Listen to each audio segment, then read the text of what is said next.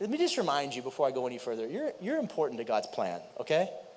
God's purpose for your life is important. And you may be like, think that it's okay to sit on the sidelines and not do what God's called you to do or fulfill the purpose he has for your life. But can I tell you, you matter to God's plan. And the influence that you have in his plan matters to him.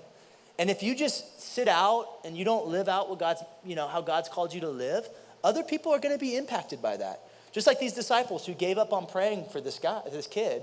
And then next thing you know, he's saying, well, maybe Jesus can't do it, And I want you to hear that. You're important to God's plan. In this kind of talk, God, what kind of expectations do you have on me? I'm going to give you 2 expectations. And this is important for all of us to internalize today, because I feel like if we catch this, we're going to be encouraged and we're going to be empowered. Jesus says nothing is impossible for God. And then he heals the guy, and he prays for the kid, and the kid gets healed. But this line that the Father says is what I think is what I want you to hear. This is the one thing that I think changes the whole story. He says, if I can, verse 9, everything is possible for the one who believes. Immediately the boy's father exclaimed, verse 24, I do believe, help me overcome my unbelief. Do you see that? It's like Jesus checks him and he's like, oh yeah, you're right. No, I do believe. Help me overcome this doubt that I have. See, a lot of people think that doubt is the opposite of faith. Doubt is not the opposite of faith. Fear is the opposite of faith. Sometimes God leaves some doubt, leaves some room for faith. Are you with me?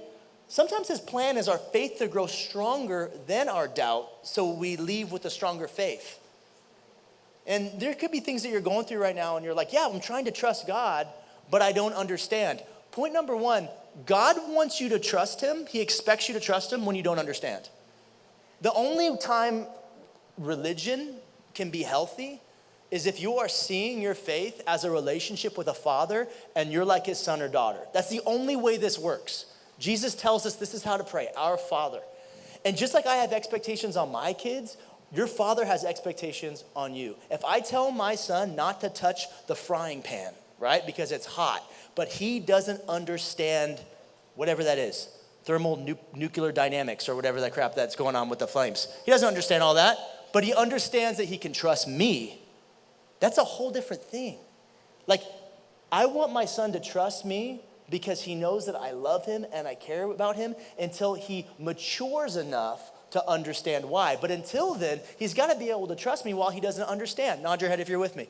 And your father knows the same thing about you. He's growing you up. He's growing you up. Now, he goes to his disciples later, and the disciples call him privately, okay? And their tails between their legs. And they're like, can we talk about that miracle that didn't work? Can we just circle back? And Jesus is like, yeah, the problem is that you have little faith. He goes, faith the size of a mustard seed is enough to move a stinking mountain. Have you guys heard this one? He goes, faith the size of a mustard seed.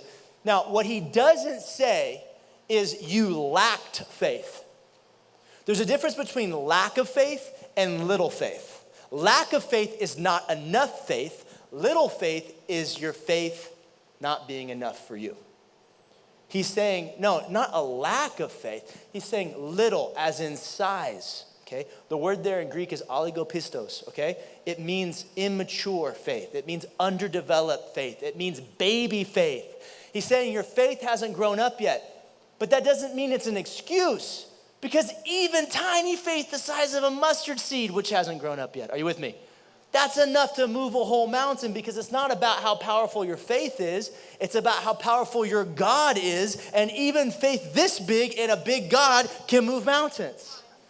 Now, it's not a lack of faith issue. It's an immature, underdeveloped baby faith. In other words, he says, the reason why you weren't able to heal the guy isn't because of the power of God. It's because of your endurance. You gave up. You just threw in the towel. You should have kept going. You started questioning all these things when you could have it was an opportunity for you to push through and see this thing happen.